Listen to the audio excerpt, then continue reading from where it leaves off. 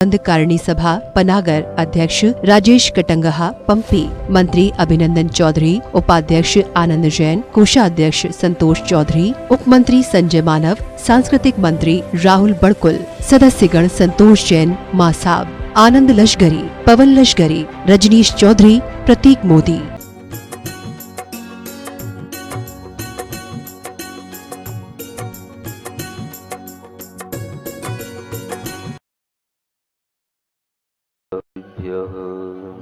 नमः सिद्धेभ्यः। मंगलम भगवान वीरो मंगलम गौतमो गणी मंगलम कुंद कुंदार्यो जैन धर्मोस्तु मंगलम। सर्वमंगलमांगल्यं सर्वकल्याणकारकं प्रधानं सर्वधर्माणां जैनं जयतु शासनं जैनं जयतु शासनं। वह उस दक्षिणा पथ की ओर जब जाने के लिए उद्यत होते हैं तो रास्ते में उन्हें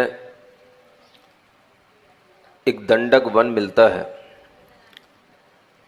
और वह दंडक वन ही वह जगह है जो दक्षिणा पथ का एक तरह से अंतिम किनारा है। वहां पर भरत की आज्ञा नहीं चलती, कोई बस्ती नहीं, कोई राजा नहीं। ऐसे उस स्थान पर पहुंचने के लिए वह उद्यत हैं और वह पहुंचते पहुंचते रास्ते में उस दंडक वन में पहले उन्हें एक कर्णरवा नदी मिलती है। उस कर्णरवा नदी के पास में उसके तटों पर वह कुछ दिन के लिए विश्राम करते हैं। वहां पर वह आमोद प्रमोद के साथ कुछ दिन व्यतीत करते हैं। वहीं पर अपनी कुटिया बना करके लक्ष्मण ने अनेक तरह के वहां पर बर्तन आदि तैयार किए और उन बर्तनों के माध्यम से वहीं पर खुद वहीं के धान्य का, वहीं के फल फूलों का भोजन आदि बनाना। और आप सोच भी नहीं सकते कि उस समय पर वो सब चीज़ें जो जीवनोपयोगी होती हैं, खाने पीने के योग्य होती हैं, वो सब उन वनों में सहज मिला करती हैं। अच्छी अच्छी गायों के दूध, उन दूधों से बनने वाले सब तरह के मिष्ठान, वह सब कुछ वहाँ बनाने की सुविधाएं रहती हैं, क्योंकि फलों फूलों जंगलों के माध्यम से सब कुछ उपलब्ध होता है और वही सब कुछ वहां पर होते हुए उनका समय बीत रहा है। वनों में, जंगलों में मुनिराजों का आवागमन भी हुआ करता है। कभी भी मुनिराजों का आवागमन रुका नहीं। किसी भी तरह के जंगल हो, एकांत स्थान हो, वहां पर मुनि महाराज का हमेशा कहीं ना कहीं आवास रहता है और उनकी ध्यान साधना के योग्य जहां स्थान होता है वो वहां पर हमेशा रुका करते हैं। कोई भी काल रहा हो, चतुर्थ काल में तो और अधिक मात्रा में धर्म का प्रभाव था और उसी चतुर्थ काल में यह श्री राम और लक्ष्मण की यह वनवास की यात्रा चल रही है और उसी यात्रा के दौरान वह जहां पर अपनी कुटी बना करके बहुत अच्छे तरह से प्रतिदिन धर्म ध्यान के साथ में अपना आमोद प्रमोद के साथ में अपना जीवन व्यतीत कर रहे हैं, उसी दौरान उनके लिए एक वहां पर दृश्य दिखाई देता है। एक दिन जब वह भोजन सामग्री तैयार हो चुकी थी और भोजन सामग्री तैयार होने के बाद में उनके लिए दो मुनि महाराज आकाश से गमन करते हुए दिखाई देते हैं। वह मुनि महाराज चारण रिद्धिधारी मुनि महाराज होते हैं। और ये चारण रिद्धिधारी मुनि महाराज हमेशा आकाश से गमन किया करते हैं। 2 युगल मुनिराज के उन्हें दर्शन होते हैं, और जब उन्हें दर्शन होते हैं तो बड़े प्रेम भाव से, आनंद भाव से, वह भक्ति भाव से भर जाते हैं। और सीते से कहते हैं, देख सीते देख, बाहर निकल के आ, कुटी से बाहर आ। और उसे बुला करके दिखाते हैं कि देखो 2 मुनि महाराज जा रहे हैं। तो सीता तुरंत उनसे कहती है कि ये मुनि महाराज न जाने कब से तपस्या कर रहे हैं, इनके शरीर को देख करके लग रहा है कि ये बहुत दिनों से तपस्या करते हुए इसी तरह से गुजरते होंगे। आज हमारा मन हो रहा है कि इनको अपनी कुटी में बुलाया जाए, इनका पड़गाहन किया जाए, प्रतिग्रहण किया जाए, और इन्हें नवदा भक्ति पूर्वक इनके लिए आहार दान करने का हमारा मन बन रहा है, इनके लिए ये आहार दान दिया जाए। ऐसा विचार सीता का आता है तो राम तुरंत तैयार होते हैं और सीता के साथ राम खड़े होकर के मुनि महाराज को आकाश मार्ग से तुरंत बुलाने लग जाते हैं। और उनके बुलाने की एक विधि होती है। वह विधि यही होती है कि अगर किसी ने अपने घर में शुद्ध भोजन बनाया है, अपने लिए वह शुद्ध आहार पानी तैयार किया है, तो उसी में से वह कुछ भोजन, कुछ आहार वह मुनि महाराज के लिए देने को जब मन बना लेता है, तो वह उनको भक्ति पूर्वक बुला करके उन्हें अपने घर में स्थान देकर के, उन्हें बिठा करके, उनका पूजन आदि करके, पाद प्रक्षालन करके, और फिर उनके लिए जब आहार दान प्रदान किया जाता है तो वह मुनि महाराज खड़े होकर के बिना किसी बर्तन के, बिना किसी चम्मच के, गिलास के, बिना किसी कटोरी के अपने हाथों में वह भोजन करते हैं। और जो उनके हाथों में रख दिया जाता है वह मौन पूर्वक उस भोजन को ले लेते हैं। मुनि महाराज चाहे पंचम काल में हो, चाहे चतुर्थ काल में हो, हमेशा उनका भोजन दिन में एक बार ही होता है। रात्रि में उनका भोजन कभी नहीं होता। दिन में ही एक बार भोजन के समय पर ही उनका पानी पीने का समय होता है। उसी समय पर वो भोजन के साथ ही पानी पीते हैं। भोजन होने के उपरांत फिर वह चाहे कितनी गर्मी हो, चाहे कितना ही कोई भी उनके लिए दुविधाएं हो, विहार आदि का श्रम हो, किसी भी तरह से वह दोबारा न पानी पीते हैं न भोजन करते हैं। अगले दिन फिर उनके लिए जब चर्या का समय होता है, भोजन करने का समय होता है, तब वह भोजन करते हैं। यह विधि हमेशा चली आ रही है। ऋषभ देव तीर्थंकर के धर्म तीर्थ के प्रवर्तन के साथ में जब मुनि धर्म का प्रभाव बना तो ये विधि बनी, और तब से वह अनेक तीर्थंकरों के तीर्थों में इसी तरह से वह ऋषि मुनि तपस्या करते हुए एक स्थान से दूसरे स्थान पर भ्रमण करके चले जाते हैं, जिन्हें हम श्रमण कहते हैं, मुनि महाराज कहते हैं। ऐसे यह श्रमण कभी भी अपना कोई मठ नहीं बनाते, इनके कभी कोई अपने स्थान नहीं होते, और यह हर समाज में, हर गांव में, हर नगर में भ्रमण करते हुए सबके लिए धर्म लाभ देते हुए इसी तरह से अपना विहार करते रहते हैं। यह जो परंपरा हम चतुर्थ काल में देखते थे, आज भी वही परंपरा भगवान महावीर स्वामी के तीर्थ काल में, आज भी इस पंचम काल में हमें दिखाई देती है। और इसी परंपरा के माध्यम से वह श्रमण धर्म निरंतर प्रगति पर चलता रहता है, और इसी के माध्यम से हर एक जन समुदाय को उसका लाभ मिलता है। ये बात अलग है, आज मुनि महाराज को देख करके लोग ये समझते हैं कि यह जैनों के मुनि महाराज हैं। यह विचार जो लोगों में आता है वह उनके अपने संकोच के कारण से आता है। मुनि महाराज जब अपना घर परिवार छोड़ दिए तो वह किसी घर परिवार के नहीं होते, वह उन्हीं के होते हैं। जो उनकी भक्ति करता है वो उनके हो जाते हैं। अनेक लोगों को इस तरह का संकोच होता है, वो संकोच आप इस श्री राम के दृष्टांत से दूर कर सकते हो।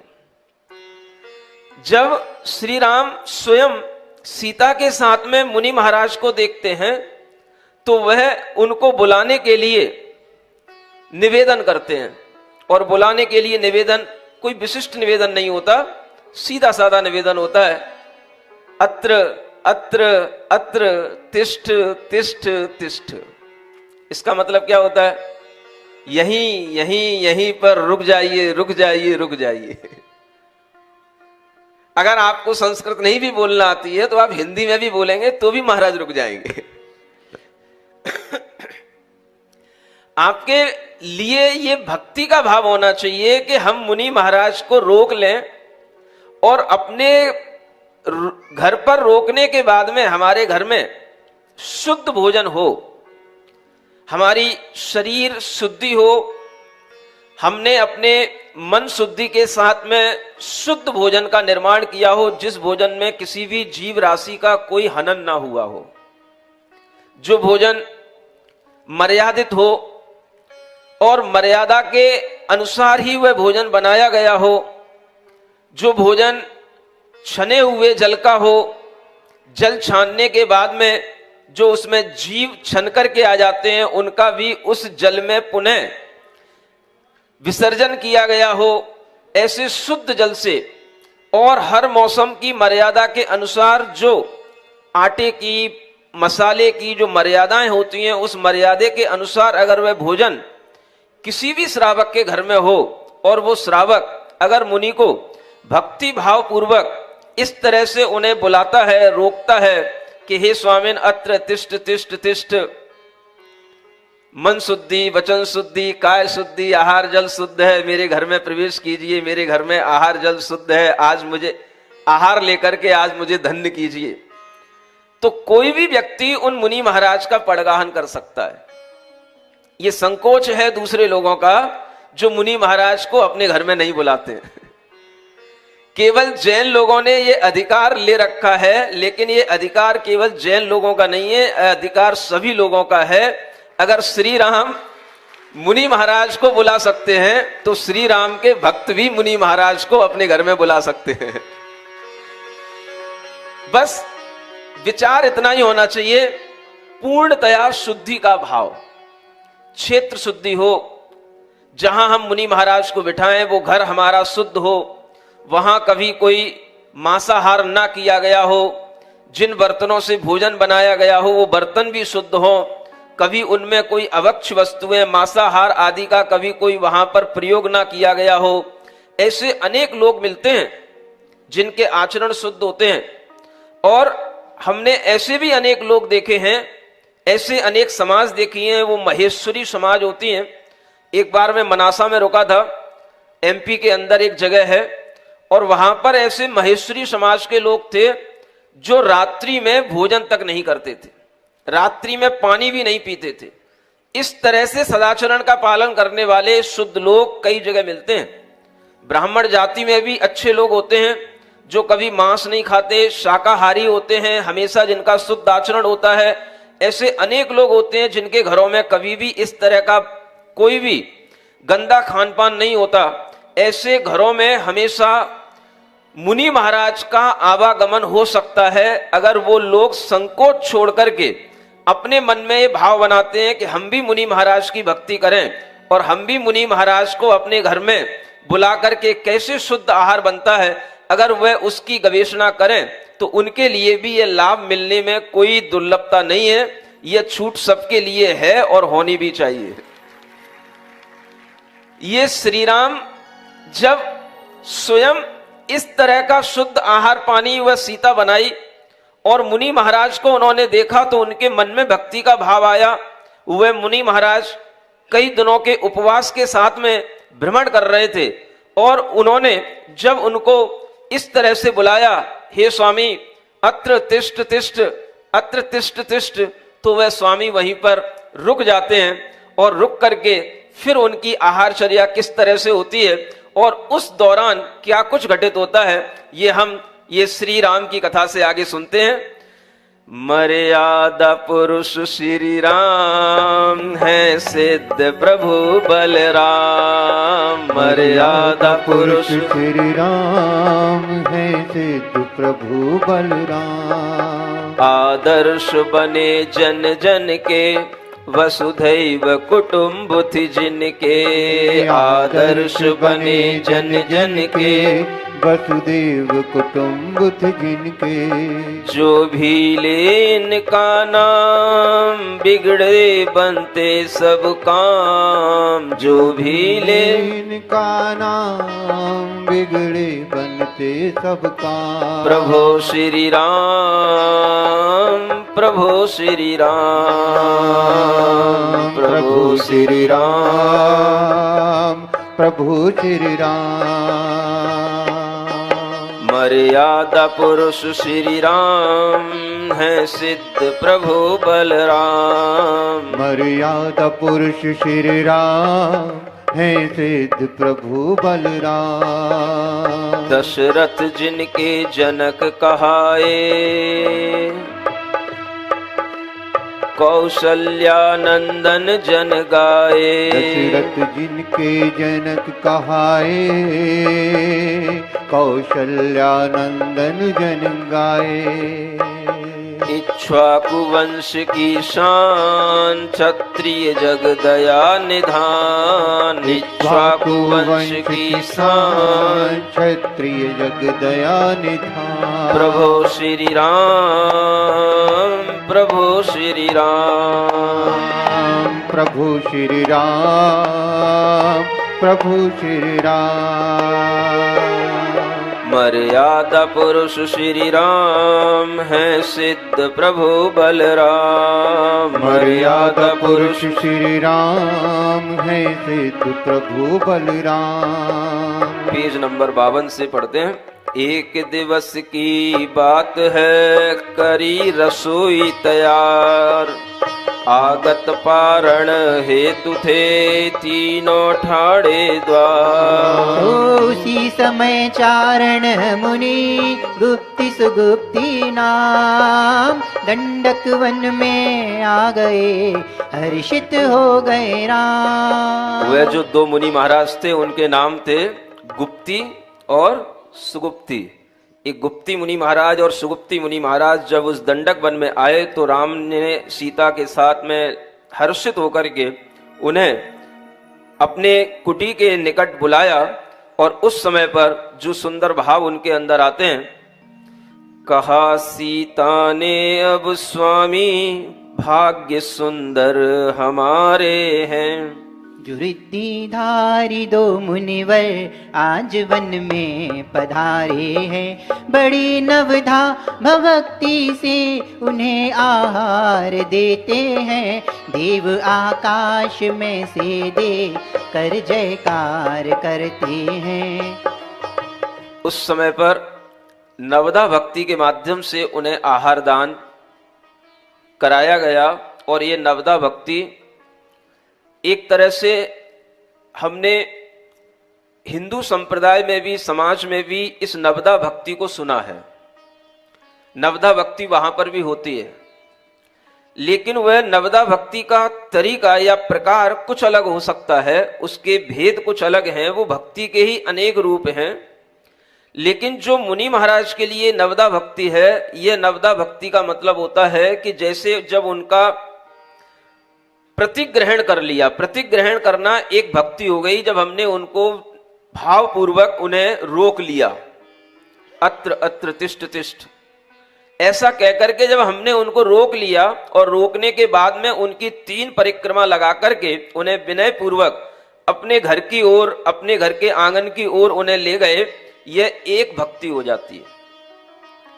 फिर जब उन्हें अपने घर के आंगन में, रसोई में, उचित स्थान पर जब उन्हें बैठाया जाता है तो उन्हें एक पाटे पर, लकड़ी के आसन पर उन्हें विराजमान करने के लिए उन्हें वहां पर निवेदन किया जाता है।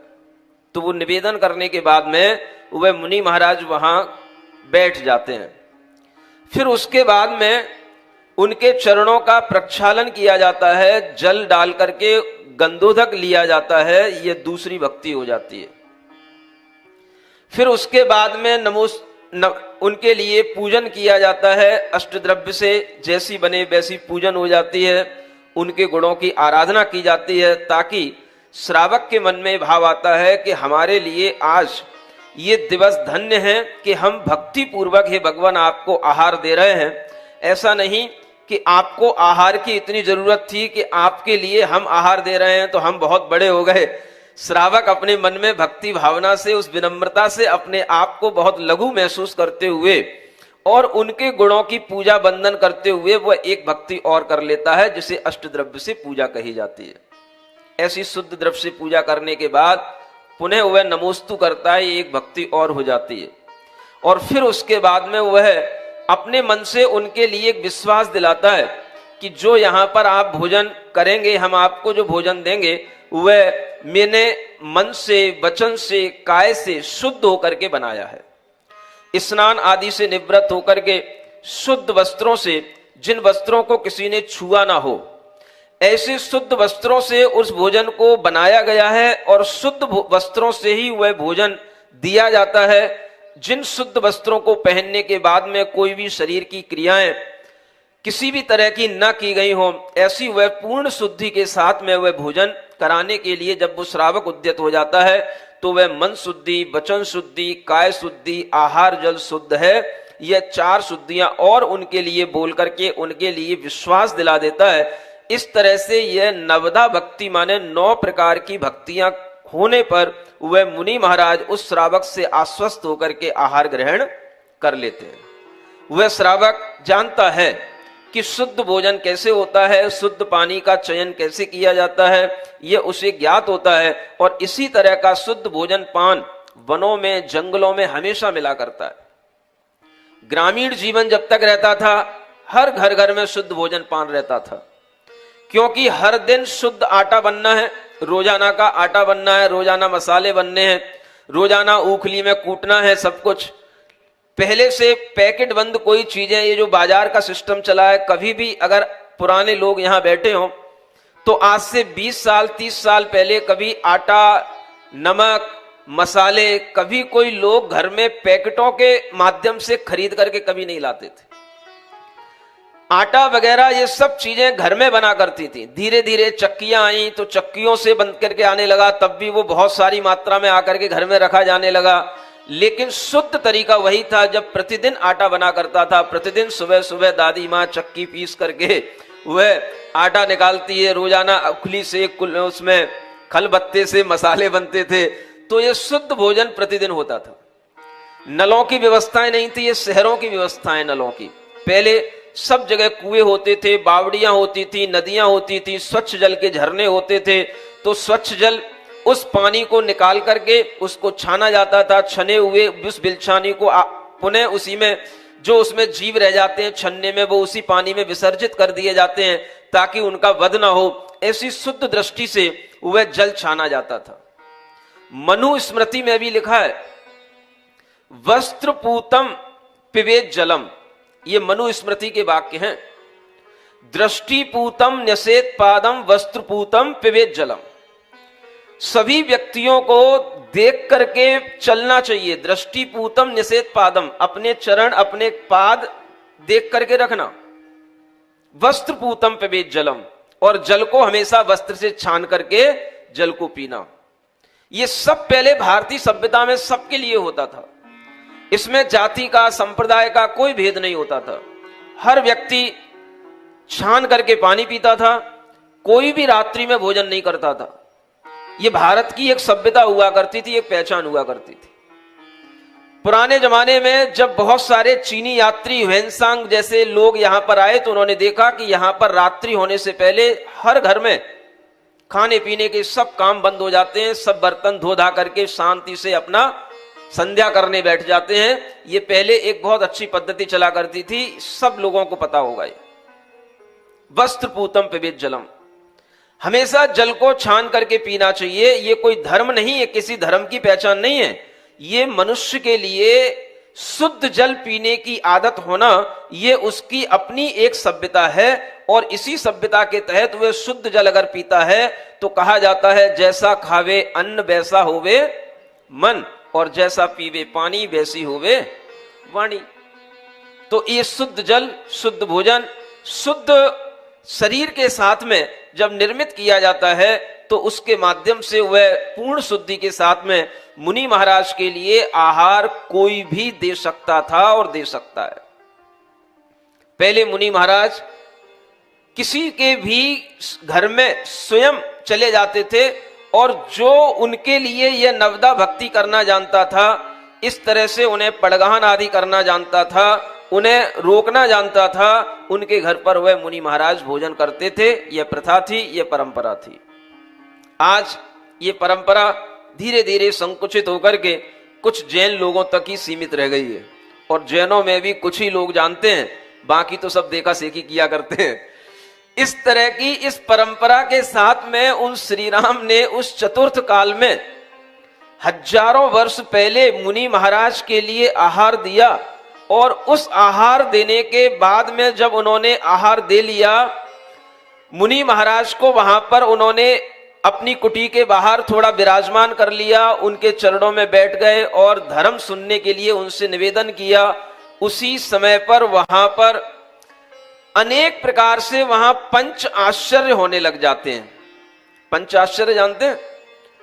जिस आहार की देव लोग भी प्रशंसा करते हैं कि आज ये आहार बहुत अच्छे पात्र को बहुत अच्छे दाता ने दिया है, तो देव लोग आकाश से दुंदुभी बाजे बजा करके, और उस समय पर वह दुंदुभी गायन करके, बाजे बजा करके, चारों ओर वह शोर मचा करके उस आहार की अनुमोदना करते हैं कि ये आहार बहुत अच्छा दिया गया, धन्य दाता धन्य पात्र, धन्य दाता धन्य पात्र। ये पंच आश्चर्यों में पहला आश्चर्य कहलाता है दुंदुभी बजने लग जाती हैं, बाजे बजने लग जाते हैं। दूसरा, घ्राण इंद्री को तृप्त करने वाली बहुत अच्छी सुगंधित वायु बहने लग जाती है देवों के माध्यम से, ये दूसरा आश्चर्य होता है। तीसरा आश्चर्य होता है कि वहां पर धन्य धन्य की वाणी सुनने को मिलने लग जाती है। धन्य धन्य धन्य, हे राजा, हे श्रावक, तुम धन्य हो जो तुमने ऐसे मुनि महाराज के लिए आहार दान दिया। उसकी प्रशंसा करने के लिए देव लोग सामने आकर के खड़े हो जाते हैं, और ये सब कुछ वहां उस दंडक वन में होने लगा। इसी के साथ में पुष्पों की वर्षा होती है, 5 रंग के पुष्प वहां पर बरसाने लग जाते हैं देव लोग। ये चौथा आश्चर्य होता है। और 5वां आश्चर्य होता है कि वहां पर रत्नों की वर्षा होती है, जहां पर ऐसे मुनि महाराज को ऐसे श्रावक लोग आहार कराते हैं।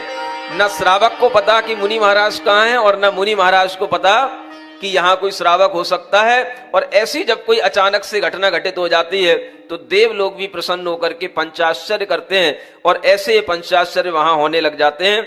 उन्हीं का वर्णन आगे इस रूप में यहाँ पर है। रत्न और पुष्प वृष्टि साथ पंचाश्चर्य होते हैं, वहीं एक गिद्ध बैठे वृक्ष पर यह दृश्य लगते हैं। मुनि दर्शन से परभव याद सारे आ गए उसको, इस भव पापों का फल रौरव दिखा सामने उसको। मिटाने पाप अपने आ गिरा मुनियों के चरणों में, हुआ सुंदर स्वरूप ऐसा कहाँ तक हाल वर्णों में। पैर वैडूर मणि समचोट हो गई लाल मूंगे सी, चमकले स्वर्ण की वह पंख लगते बहुत प्यारे हैं। कहा सीता ने स्वामी भाग्य सुंदर हमारे हैं। उसी समय पर एक और घटना घटित होती है। इधर मुनि महाराज का आहार होता है, मुनि महाराज बैठे होते हैं। जब आहार दिया जाता है उससे पहले पाद प्रक्षालन किया जाता है, और पाद प्रक्षालन का वह जो जल है वह कुटी के बाहर रखा रहता है। वहीं एक वृक्ष के ऊपर एक गिद्ध पक्षी आकर के वहां पर बैठ जाता है। वह गिद्ध पक्षी वह सारा दृश्य देखता है कि यहां क्या हो रहा है। जब दुंदुभी बाजे बढ़ते हैं, तरह तरह के वहां पर आवाजें होती हैं, सारे पक्षी इधर उधर भाग जाते हैं, लेकिन वह गिद्ध पक्षी नहीं भागता। उसे देख करके सीता के मन में थोड़ा सा क्रोध भी आता है, आकुलता भी होती है, और वो कहती है कि देखो ये कितना ढीठ पक्षी है कि सारे पक्षी इधर उधर चले गए, भाग गए, ये अभी तक यहीं बैठा है। वह बैठा बैठा देख ही रहा था कि जहां पर मुनि महाराज का गंधोदक रखा हुआ था, उनके चरण धुलाने के बाद में जो जल बचा हुआ जहां पर रखा था जिस थाली में, वह गीध उसी समय पर आकर के उस थाली में बैठ जाता है और उनके उस गंधोदक से अपने पूरे शरीर को नहला लेता है। उसी में वह अपने पंख इधर उधर करके वह पूरे शरीर को उससे अपना स्नान करा लेता है।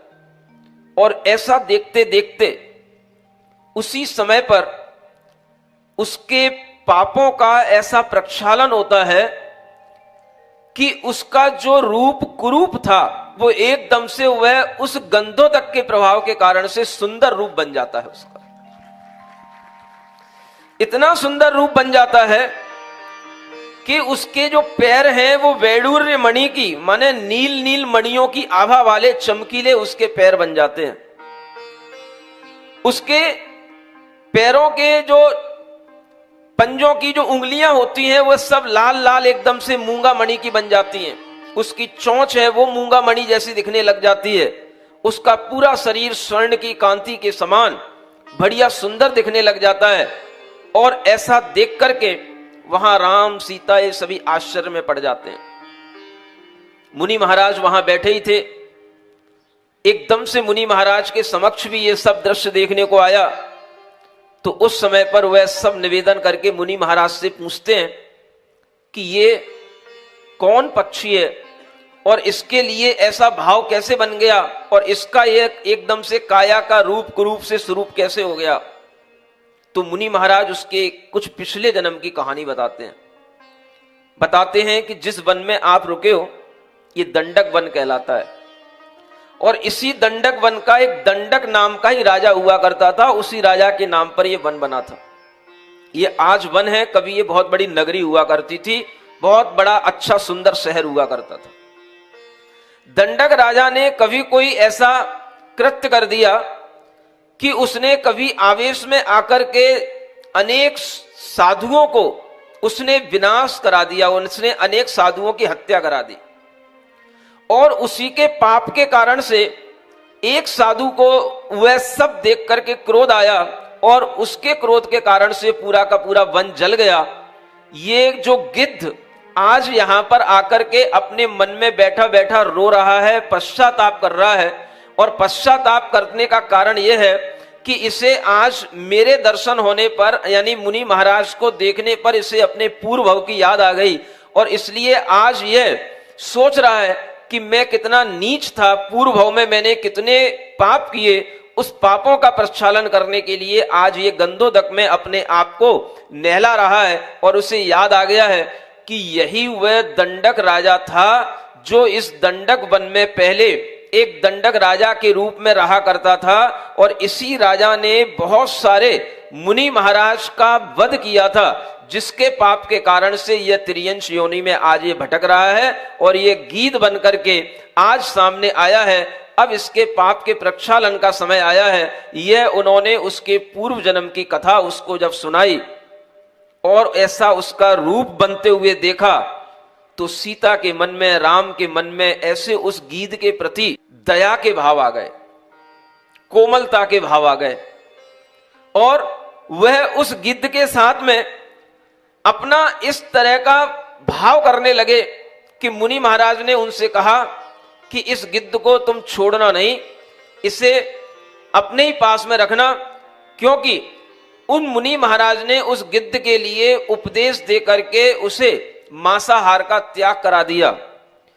गिद्ध ने सदाचार को धारण कर लिया, रात्रि में भोजन का त्याग कर दिया और वह गिद्ध बिल्कुल श्री राम के समक्ष रह करके यह मुनि हिला करके अपना निवेदन करके और जैसा जैसा मुनि महाराज बताते जा रहे थे उसको स्वीकार करके उसने अपने अश्रु जल से बता दिया कि मैं भीतर से प्रायश्चित्त को धारण करते हुए हे मुनिराज जैसा आप बता रहे हैं मैं वैसा ही व्रत का पालन करूंगा। और वैसा करने के लिए वह जब कटिबद्ध हो गया, मुनि महाराज ने उसके भावों को समझ लिए तो उन्होंने श्री राम से कहा इसे अपने पास में रखना, नहीं तो दूसरे जंगली जीव इसका वध कर देंगे, क्योंकि इसने संकल्प लिया है यह अब किसी की हिंसा नहीं करेगा, यह अब किसी को मारेगा नहीं, यह मांस नहीं खाएगा, ऐसा संकल्प इसके मन में आ गया है। और इसी कारण से वह गिद्ध वह पक्षी उनके पास में रहने लग जाता है। सीता उसके साथ खेलने लग जाती है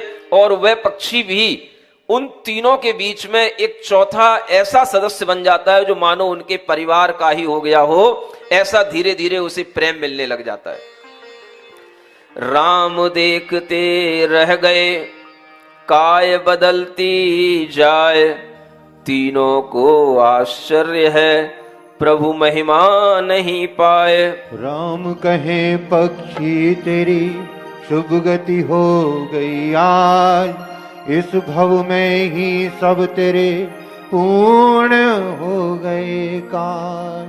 मुनि चरणों से सब दूर करें वो नहीं हटाए, हटता था आंखों से नीर बहा कर वह चरणों में शीस रगड़ता था। मानो निज पापों का प्रायश्चित यूं करके प्राण छोड़ देगा, और भाव तपस्या से मानो स्वर्गीय सुखों को पालेगा। यह देख हाल श्री मुनियों ने उसको जिन धर्म उपदेश दिया, उस ज्ञानी पक्षी ने जिसको निज शीश हिला स्वीकार किया। फिर पंचशील व्रत आदि दिए और सीता जी को समझाया, सम्यक दृष्टि यह जीव हुआ इस पर रखनी अपनी छाया।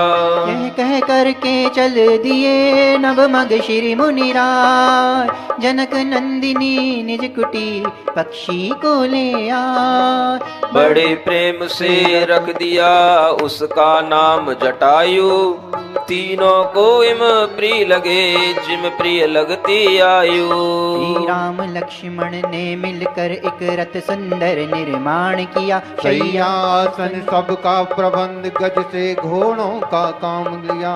डकवन के रमणीक स्थल उस रथ से देखे चारों ने, जाए माताओं को लाए घेरा था इन्हीं विचारों ने। लक्ष्मण से करने लगे प्रकट इतने में आ बरसात लगी, तन मन में निश्चय किया शरद में बुलाएंगे मात सभी। आ गई शरद ऋतु धीरे से चंद्र की चंद्रिका छिटक उठी, इस ऋतु में वन विहार कर ले यह लक्ष्मण के मन बात उठी। और यह पक्षी जो गिद्ध पक्षी है वह इतना सुंदर लगने लगा है, उसकी जटाएं चमकीली हो गई थीं, इसलिए श्री राम ने उसका नाम जटायु पक्षी रखा था।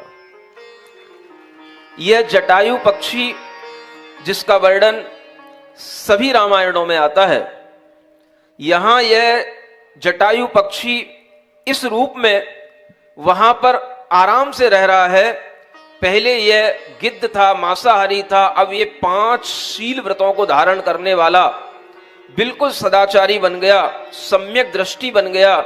ऐसा यह जीव, यह पक्षी उनके घर का एक सदस्य की तरह रहने लगा, और जब जब सीता उसे बुलाती थी वह उनके पास आ जाता था। सीता उसके साथ खेलती थी, वह अगर कोई भी गाना गाती थी, नाचता था, इस तरह से यह पक्षी उनके साथ रम गया था। और ऐसे पक्षी के साथ में वहां पर रहते हुए जब श्री राम के मन में विचार आया कि देखो अब हमने अपना यहाँ पर अच्छा निवास स्थान बना लिया है, सब कुछ उनके आसपास, घोड़े हाथी सब कुछ उन्हें जंगलों में ही मिल गया, और अब उनके मन में आया अब हम अपनी माँ कौशल्या को यहीं बुला करके लाएं, जो हम कह करके आए थे कि जब हम अपने स्थान पर पहुंच जाएंगे तब हम तुमको बुलाने आएंगे। मन में विचार करते करते फिर राम जी के मन में आया कि अभी रुक जाते हैं, वर्षा काल का समय है, आवागमन में दुविधा होगी। जब ये वर्षा काल चला जाएगा तब उसके बाद में शरद ऋतु का समय आएगा, जब सब जगह स्वच्छ वातावरण हो जाता है तब बुला करके लाएंगे।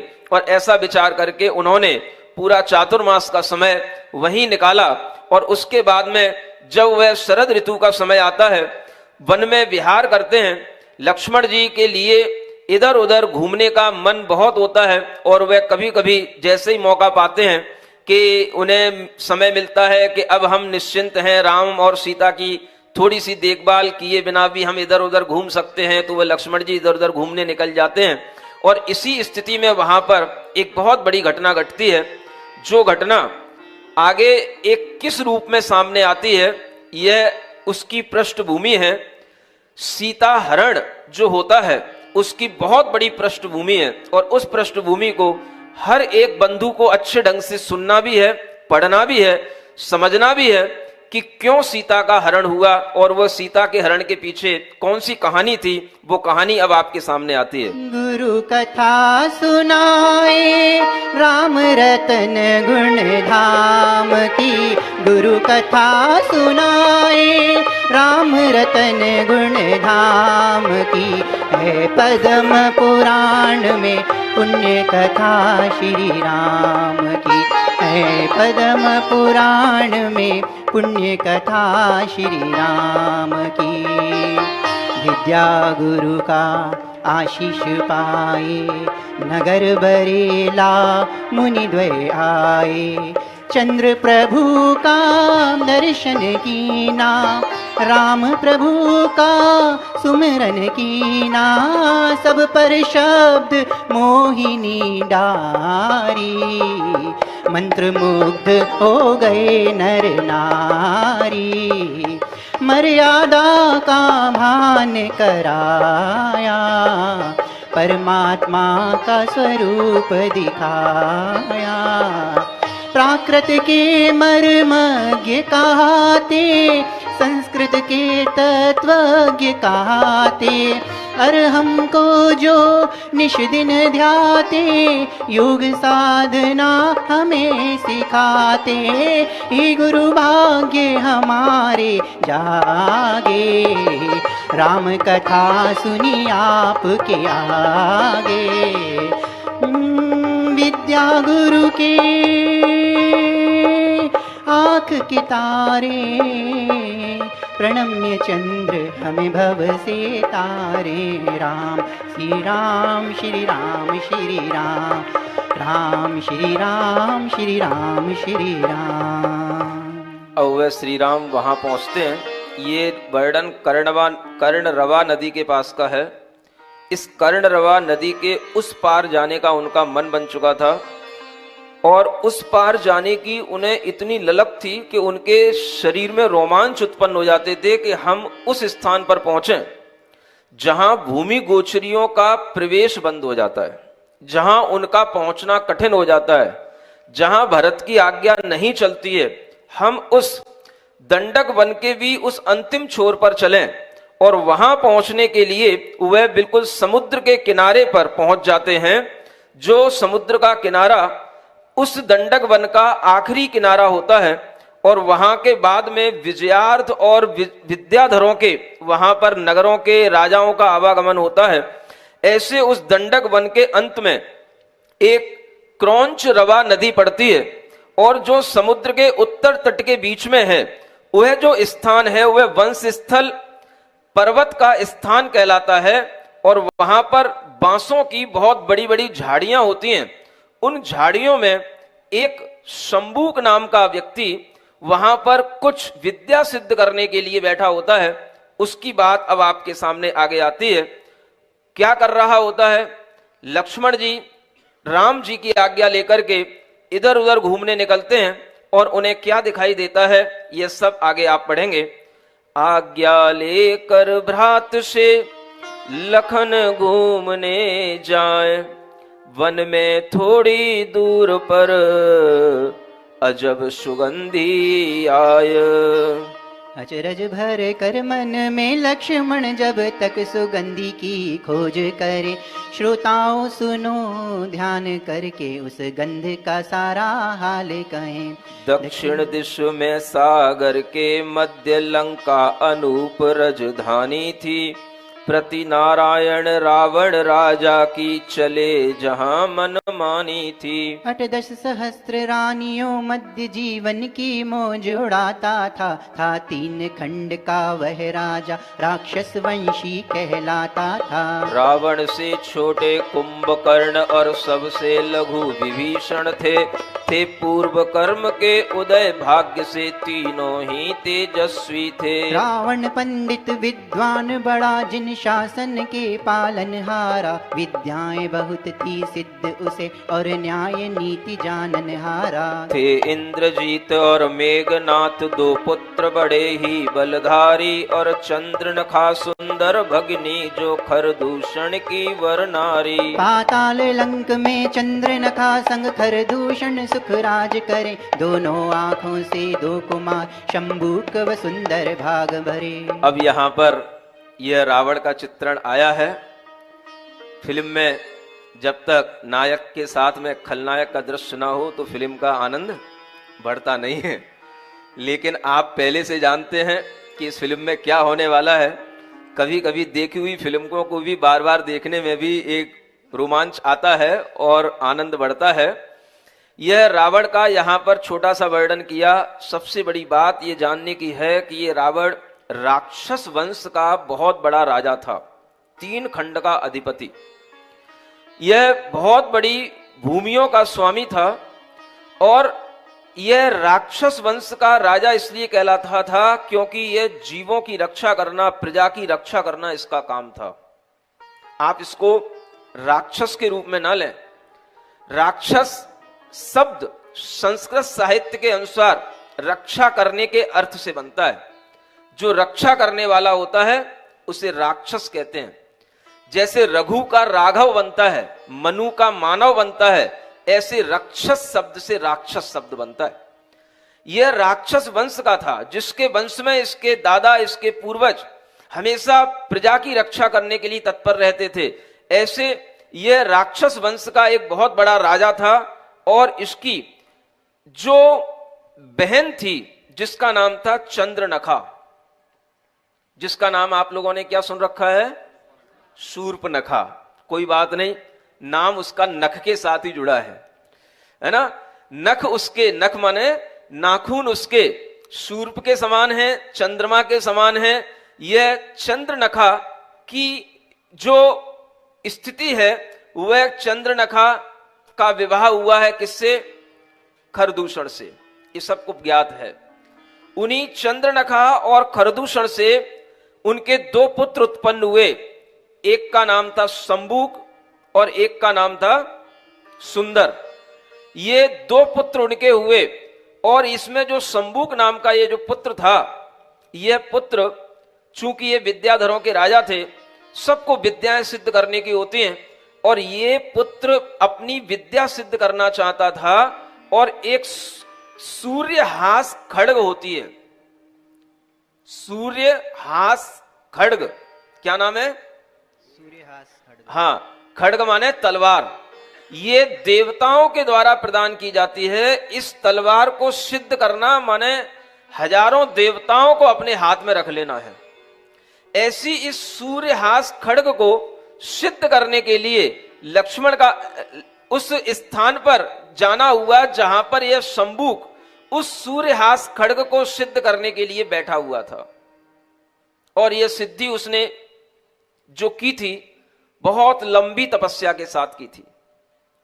ध्यान रहे कि यह रावण का एक तरह से भांजा हुआ और यह उसी जंगल में वह सिद्धि कर रहा है जहां पर राम, लक्ष्मण, सीता वहां पहुंच चुके हैं।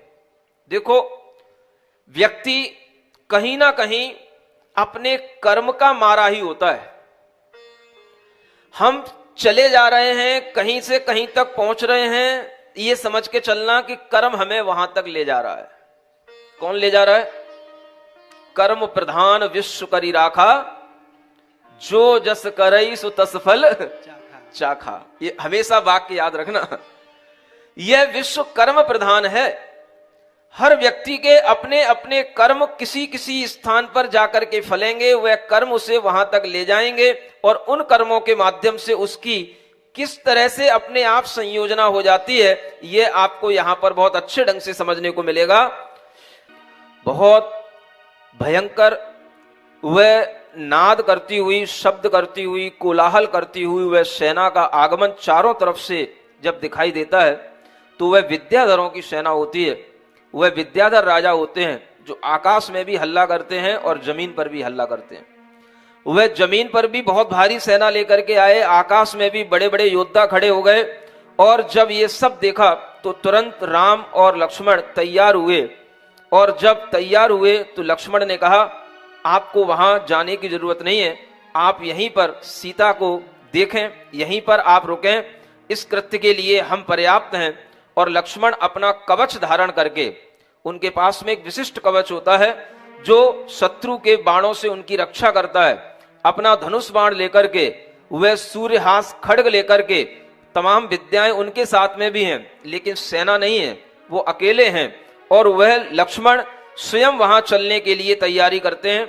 और जब वहां पर जाने लगते हैं तो वह अकेले जाते हैं, सेना बहुत भारी होती है। राम सोचते हैं ये अकेली सेना को कैसे विजय प्राप्त करेगा, फिर भी उनको लक्ष्मण पर विश्वास है। और लक्ष्मण जाते जाते राम से कहते हैं कि यदि हमें जरूरत पड़ी, यदि मुझे आवश्यक लगा, तो मैं वहां पर लड़ते लड़ते एक सिंहनाद करूंगा। उस सिंहनाद को सुनकर के ये समझ लेना आप कि मैं आपको बुला रहा हूं, अन्यथा मैं आपको जब तक ना बुलाऊं तब तक आप सीता के पास ही रहना, इन्हें छोड़ करके अकेला मत जाना। ऐसा आपस में सब लोग विचार करके वह लक्ष्मण को जाने देते हैं। और लक्ष्मण से यह बात कह करके कि जब सिंहनाद लक्ष्मण करेगा तभी वह राम वहां पहुंचेंगे, यह बात राम को ज्ञात हो जाती है। और राम उस समय पर उस लक्ष्मण को अकेले जाने की तैयारी करने की और अकेले जाने की उसे आज्ञा दे देते हैं। लक्ष्मण अकेला ही खरदूषण के 14,000 राजा उसके साथ में है, 14,000 विद्याओं का वह स्वामी है। उन सब के बीच में वह राजा लोग जो विद्याधर थे वो आकाश में डटे हुए हैं और लक्ष्मण अकेला धरती पर खड़ा है। और उस भूमि पर अनेक मायावी नरेश, माया मने अनेक तरह की माया रचने वाले, विद्याओं के माध्यम से अनेक तरह के रूप धारण करने वाले अनेक लाखों राजा उसके सामने हैं। और उन सबके बीच में लक्ष्मण जमीन पर अकेला खड़ा हुआ उनके बाणों का प्रहार सहता है, उनसे लड़ता है। और उस समय पर इधर युद्ध हो रहा होता है।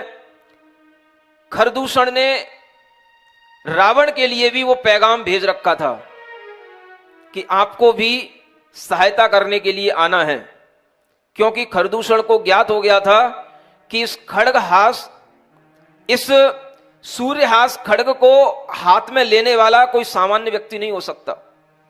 और ये तलवार जिसने अपने हाथ में ली है उससे युद्ध करना भारी पड़ सकता है।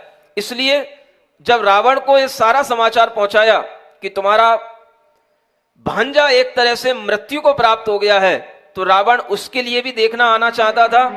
अपनी संवेदनाएं खरदूषण के साथ रखने के लिए भी उसका आना जरूरी था।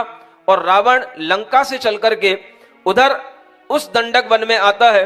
और रावण को भी उस समय पर वहां आते आते सबसे पहले वह युद्ध करने बाद में जा पाता है। पहले उसको कुछ और वह दिखाई दे जाता है। सामने वहां पर सीता बैठी होती है, राम उसके पास खड़े होते हैं और वह उस सीता के रूप को देख करके मुग्ध होता है। सीता का रूप अनूठा जो वर्णन में नहीं आ सकता, लख सुधि अपनी रावण भूला, अब युद्ध में भी ना जा सकता। वह आया था खरदूषण की सहायता करने के लिए, युद्ध में जाने के लिए, लेकिन वह सीता के रूप में ऐसा मोहित हुआ कि वह वहीं का वहीं खड़ा रह गया और अपने मन में तरह तरह से विचार करने लगा कि अगर यह सीता हमारे हाथों में नहीं आई, हमारे भुजाओं में नहीं आई, तो हमारी इन भुजाओं का कोई अर्थ नहीं, कोई प्रयोजन नहीं। ऐसा वह मति का मारा वहीं के वहीं स्तब्ध हो गया। और उस समय पर वह क्या विचार करता है, क्या सोचता है, ये आपको अब कल अगले एपिसोड में सुनने को मिलेगा।